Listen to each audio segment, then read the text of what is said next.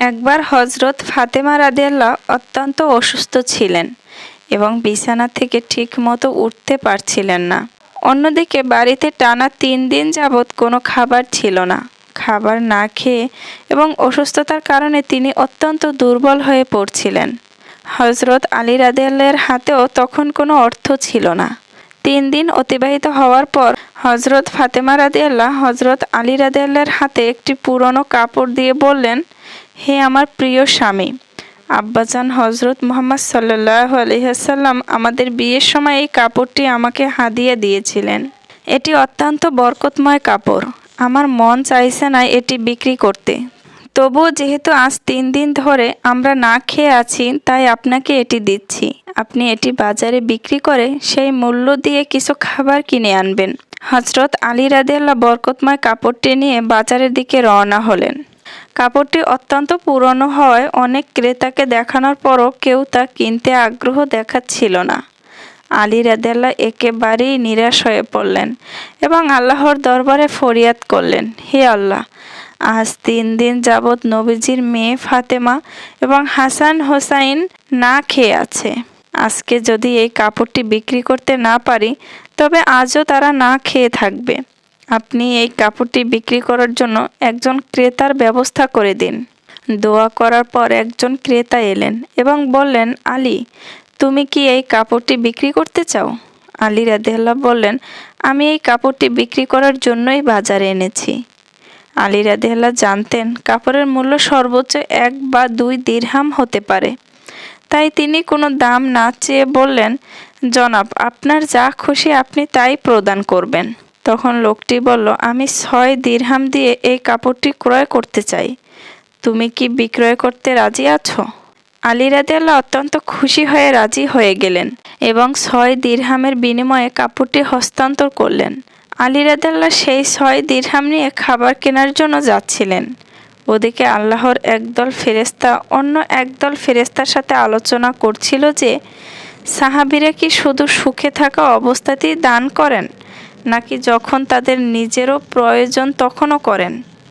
এই পরীক্ষার জন্য আল্লাহ তাআলা একজন ফেরেশতাকে ফকিরের বেশে হজরত আলী রাদিয়াল্লাহর সামনে পাঠালেন। ফকির বেশি সেই ফেরেশতা এসে বলেন, হে আল্লাহর বান্দা, আজ কয়েকদিন যাবৎ আমি না খেয়ে আছি।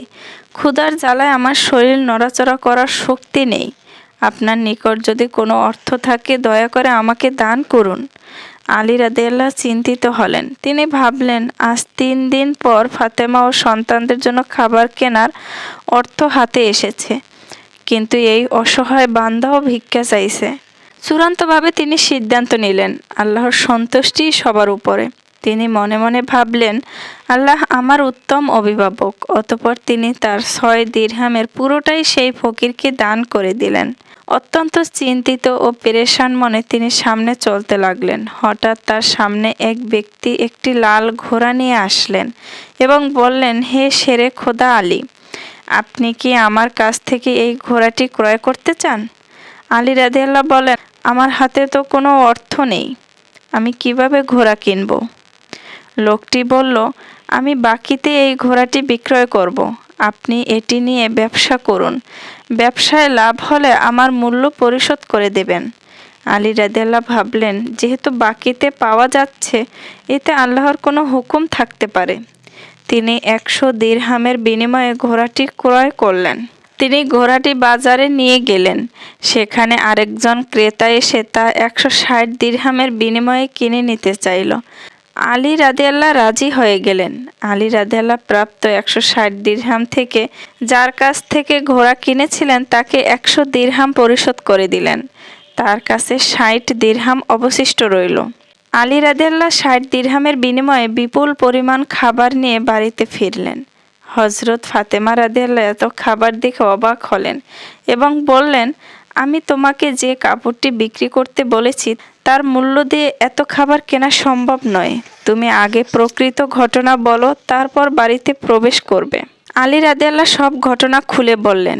কিছুদিন পর নবী করিম সাল্লাল্লাহু আলাইহি সাল্লাম তাদের বাড়িতে এসে সব ঘটনা শুনে বললেন, হে ফাতেমা, তুমি জানো সেই ঘোড়াটি কে ছিল? আর প্রথম ক্রেতাই বা কে ছিল? প্রথম ক্রেতা ছিলেন জিবরাইল আলাইহিস সালাম এবং ঘোড়াটি ছিল আল্লাহর বিশেষ এক মাখলুক। আল্লাহ তোমাদের পরীক্ষা করছিলেন।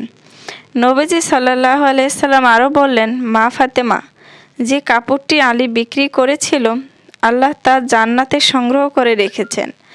আর যে ঘোড়াটি দিয়ে আলী ব্যবসা করেছিল সেই ঘোড়াটিও আল্লাহ জান্নাতে সংগ্রহ করে রেখেছেন। কিয়ামতের দিন যখন তুমি জান্নাতে প্রবেশ করবে তখন তুমি সেই ঘোড়ার উপর থাকবে, আর সেই কাপড়টি হবে ঘোড়ার লাগাম, আর সেই লাগামটি ধরে থাকবে আলী। এর মাধ্যমে তোমার আগে জান্নাতে প্রবেশ করবে তোমার স্বামী আলী। অভাব ও প্রয়োজনের মুহূর্তেও আল্লাহর রাস্তায় নিঃস্বার্থ দান করলে আল্লাহ 10 গুণ বা তারও বেশি বরকত দান করেন। আল্লাহর প্রতি ভরসা ও দানশীলতাই বান্দাকে জান্নাতে উচ্চ মর্যাদা দান করে।